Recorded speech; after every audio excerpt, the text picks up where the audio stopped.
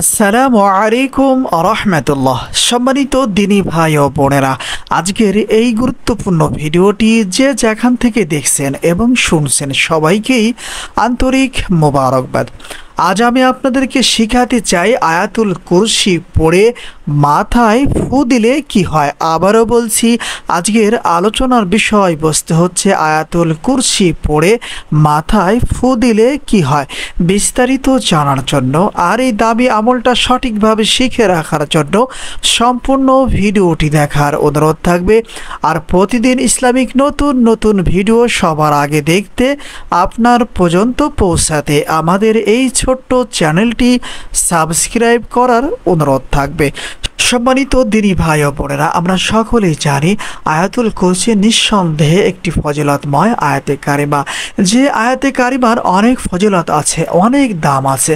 হাদিসে পাকের মধ্যে এমনও বলা হয়েছে, কোনো ব্যক্তি যদি 5 ওয়াক্ত ফরজ নামাজের পরে আয়াতুল কুরসি একবার পাঠ করে, ওই ব্যক্তি মৃত্যুর সাথে সাথে জান্নাত পেয়ে যাবে। সুবহানাল্লাহ। জন্য অনুরোধ থাকবে, একটু সময় ব্যয় করে ধৈর্য ধরে আমার কথাগুলো মনোযোগ দিয়ে শুনে এই আমলটা শিখে রাখার চেষ্টা করবেন। আশা করি ইনশাআল্লাহ আপনাদের অনেক অনেক উপকার হবে। এই আমলটা কখন করবেন? পরামর্শ থাকবে, যখন আপনার কাছে এই আমলটার প্রয়োজন মনে হবে তখনই আপনি এই আমলটা করতে পারবেন। তবে চেষ্টা করবেন ওযু অবস্থায় এই আমলটা করার জন্য।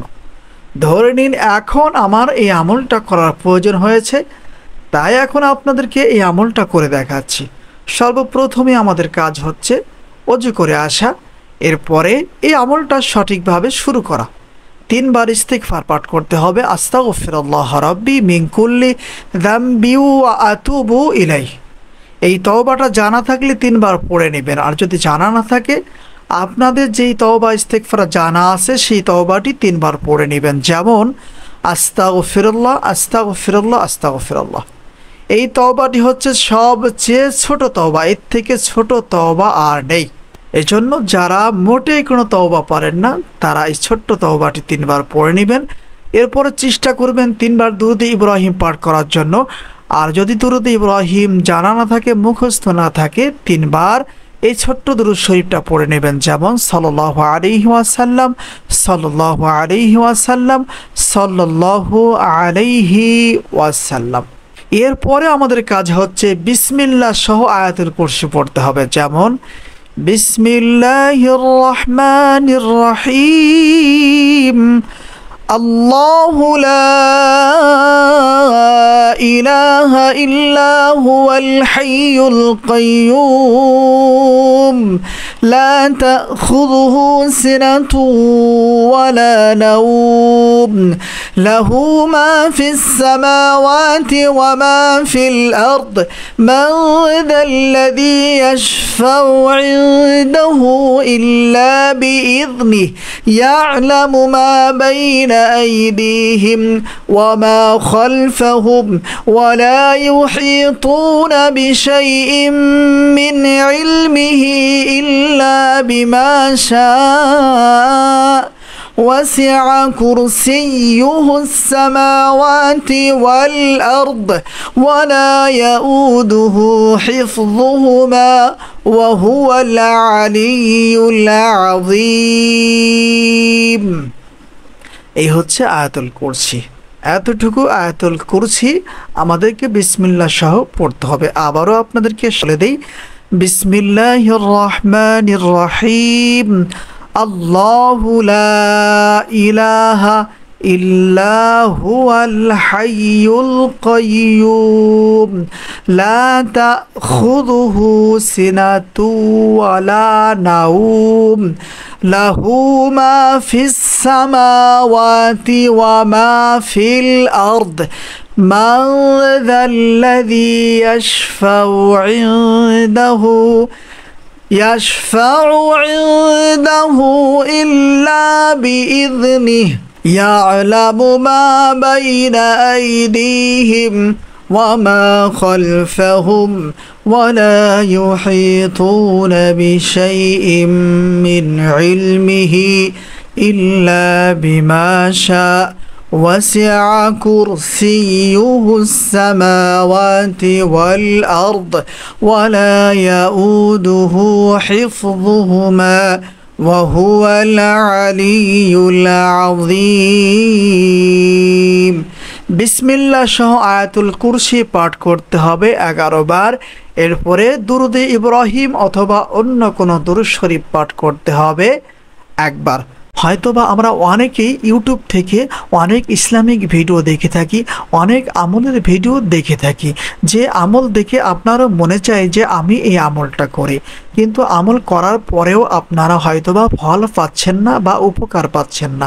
কেন পাচ্ছেন না? সম্মানিত দিনী ভাই ও বোনেরা, দোয়া কবুল হওয়ার জন্য কিছু শর্ত আছে।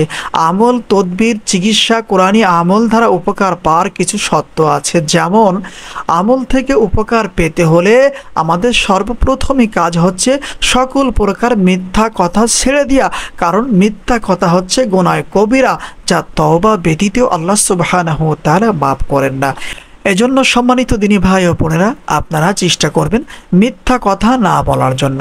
এরপরে 2 নম্বর যে সত্য আছে, সেই সত্যটা হচ্ছে হালাল রিজিক খাওয়া। হালাল রিজিক আপনাকে খেতে হবে, হালাল খাবার আপনাকে খেতে হবে।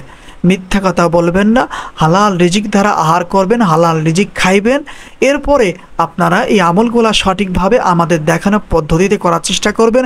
আশা করি ইনশাআল্লাহ আপনারা এই আমল থেকে অনেক অনেক উপকার পাবেন। সম্মানিত দিনী ভাই ও বোনেরা, এখন আপনাদেরকে বলে দিব এই আমলটা কখন করবেন, কি জন্য করবেন, অথবা এই আমলটা করলে আপনারা কি কি উপকার পেতে পারেন। আমাদের সমাজে অনেক মির্গি রোগী আছে, যাদের মির্গি রোগের সমস্যা আছে। আর এই মির্গি রোগের সমস্যা হচ্ছে যে কোনো সময় এটা বেড়ে যেতে পারে। যেমন এই ধরনের রোগী যারা, তারা আগুনের কাছে গেলে, পানির সামনে গেলে এই রোগ বেড়ে যায়।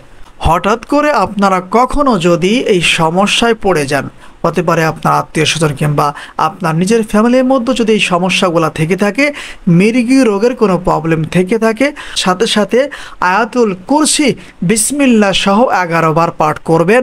এরপরে যেই ব্যক্তির মির্গি রোগের সমস্যা আছে তার মাথায় 11টি ফু বা দম করবেন। এরপরে একবার দুরুদ ইব্রাহিম অথবা অন্য কোনো দুরূদ শরীফ পাঠ করে 2টি ফু দিবেন। মোট 11 আর 2 13। এই 13টি ফু দিয়ে আপনাকে এই আমলটা শেষ করতে হবে।